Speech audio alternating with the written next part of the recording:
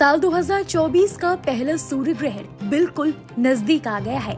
अगले महीने यानी कि 8 अप्रैल को उत्तरी अमेरिका में दूसरा पूर्ण सूर्य ग्रहण होने जा रहा है। दुनिया के इस हिस्से में लोग 7 सालों में दूसरा पूर्ण सूर्य ग्रहण देखेंगे। 8 अप्रैल को दिन में ही लोगों को रात का एहसास होगा। मैक्सिको में स्काई वॉचर्स सबसे पहले ग्रहण देख सकेंगे।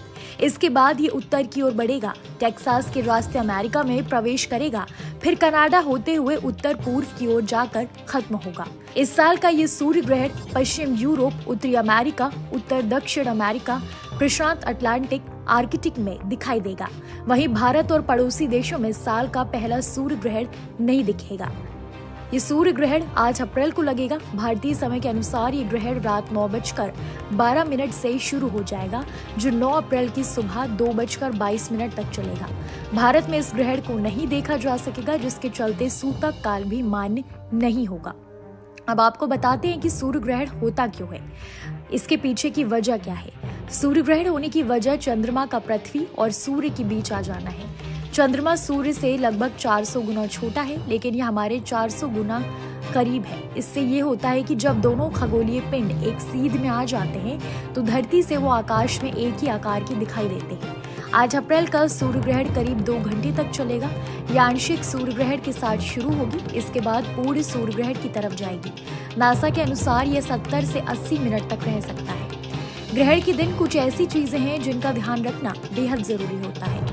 जब भी कोई ग्रहण लगता है उसके पहले सूतक काल आरंभ हो जाता है। सूर्य ग्रहण होने पर 12 घंटे पहले और चंद्र ग्रहण लगने पर 5 घंटे पहले सूतक काल शुरू हो जाता है। सूतक काल को अशुभ माना गया है, इसलिए सूतक लगने पर पूजा पाठ, धार्मिक अनुष्ठान और शुभ काम नहीं किए जाते हैं। मंदिर के पट बंद हो जाते हैं। ग्रहण में ना तो खाना पकाया जाता है और ना ही खाना खाया जाता है।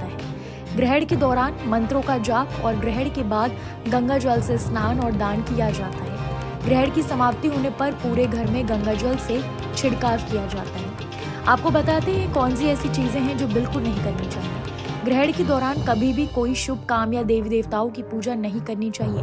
ग्रहण के दौरान ना ही भोजन पकाना चाहिए और ना ही कुछ खाना पीना चाहिए। ग्रहण के दौरान गर्भवती महिलाओं को ग्रहण नहीं देखना चाहिए और ना ही घर से बाहर जाना चाहिए।